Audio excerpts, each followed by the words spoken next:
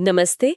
आज हम बात कर रहे हैं रॉबर्ट ग्रीन की एक बहुत मशहूर और हाँ, थोड़ी विवादास्पद किताब के बारे में, शक्ति के 48 नियम, द 48 लॉज ऑफ पावर। हाँ, नमस्ते। ये किताब ऐसी है जिस पर काफी चर्चा होती है हमेशा। बिल्कुल। और हमारे पास ना इस किताब का एक काफी गहरा विश्लेषण है, जो इसके मूल सिद्धांतों को, इसकी बनावट, इसमें दिए गए ऐतिहासिक उदाहरण और हाँ, जो आलोचनाएं हैं, उन सब को देखता है। तो फिर चलिए शुरू करते हैं इस विश्लेषण को समझना। देखते हैं कि शक्ति पाने और उसे बनाए रखने के ये नियम आखिर हैं क्या, और क्यों ये इतने प्रभावशाली और विवादास्पद माने जाते हैं। ठीक है। तो विश्लेषण की जो पहली बात है वो ये कि किताब शक्ति की पूरी डायनेमिक्स को 48 छोटे छोटे नियमों में बांट देती है। हाँ। और हर नियम के साथ इतिहास से जुड़ी कोई कहानी है, जैसे नेपोलियन हुए, मैकियावेली, क्लियोपेट्रा। विश्लेषण कहता है कि यही चीज इसे पढ़ने में मजेदार बनाती है। हाँ, बिल्कुल। और विश्लेषण इस बात पर भी गौर करता है कि हर अध्याय का जो ढांचा है ना, वो बड़ा सोचा समझा है। अच्छा, कैसे? पहले नियम का नाम, फिर उसका सार, फिर कोई ऐतिहासिक किस्सा, फिर बताया कि शक्ति पाने की कुंजी क्या है उसमें, और यहाँ तक कि ये भी कि वो नियम कब उल्टा पड़ सकता है। हाँ, ये बात तो है।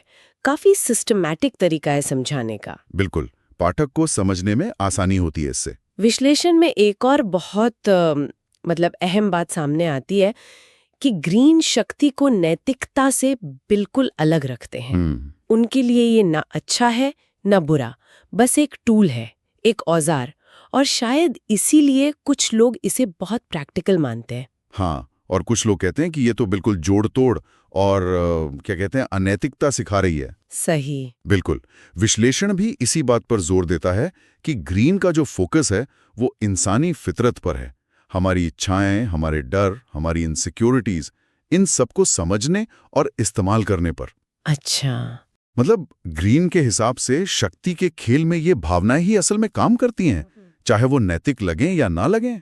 और कुछ नियम तो वाकई, जैसा विश्लेषण में भी लिखा है, काफी चौंकाने वाले लगते हैं। हाँ, जैसे वो पहला ही नियम है, अपने मालिक से कभी ज्यादा काबिल मत दिखो। हाँ। या फिर नियम 15, हाँ। अपने दुश्मन को पूरी तरह से कुचल दो। हाँ। ये बातें आज के माहौल में थोड़ी अजीब लगती हैं, कठोर लगती हैं। हाँ, वो तो है।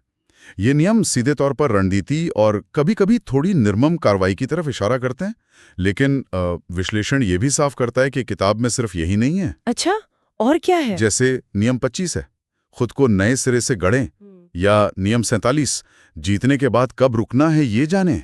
ये बातें भी हैं। हाँ, ये तो सेल्फ कंट्रोल और दूरदर्शिता की बात हुई। बिल्कुल। तो विश्लेषण का मानना है कि ये किताब सिर्फ क्रूर होने के बारे में नहीं है, बल्कि बहुत सोची समझी स्ट्रैटेजी अपनाने पर बल देती है। अडैप्टेबिलिटी है।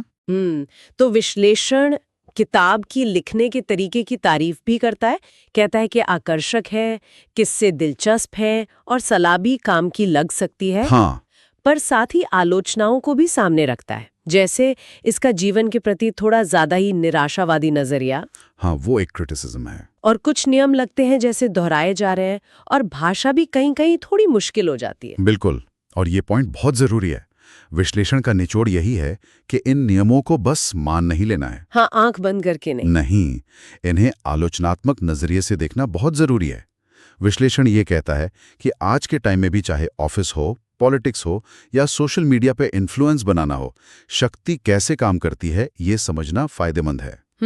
सही बात है। लेकिन इन नियमों का इस्तेमाल कैसे करना है, वो तो पूरी तरह से व्यक्ति के अपने मूल्यों और सिचुएशन पर निर्भर करेगा। तो ये विश्लेषण हमें सिर्फ नियमों की लिस्ट नहीं दे रहा, बल्कि उनके पीछे की सोच, उनके असर, वो सब दिखा रहा है। सही कहा आपने।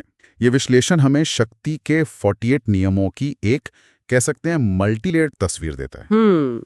ये दिखाता है कि किताब कैसे शक्ति के उन पहलुओं को उजागर करती है जिन्हें हम अक्सर देखना नहीं चाहते या जो असहज करते हैं, भले ही उसका नैतिक पहलू हमेशा डिबेट का मुद्दा बना रहे। हाँ। और अंत में ये विश्लेषण हमें एक गहरे सवाल के साथ छोड़ जाता है। क्या? कि क्या शक्ति को असरदार तरीके से समझने और इस्तेमाल करने के लिए नैतिकता को किनारे रखना जरूरी है, या फिर शक्ति का असली मतलब उसकी सही समझ, जिम्मेदारी से इस्तेमाल करने में ही है। ये वाकई सोचने वाली बात है। बिल्कुल, इस पर विचार किया जा सकता है।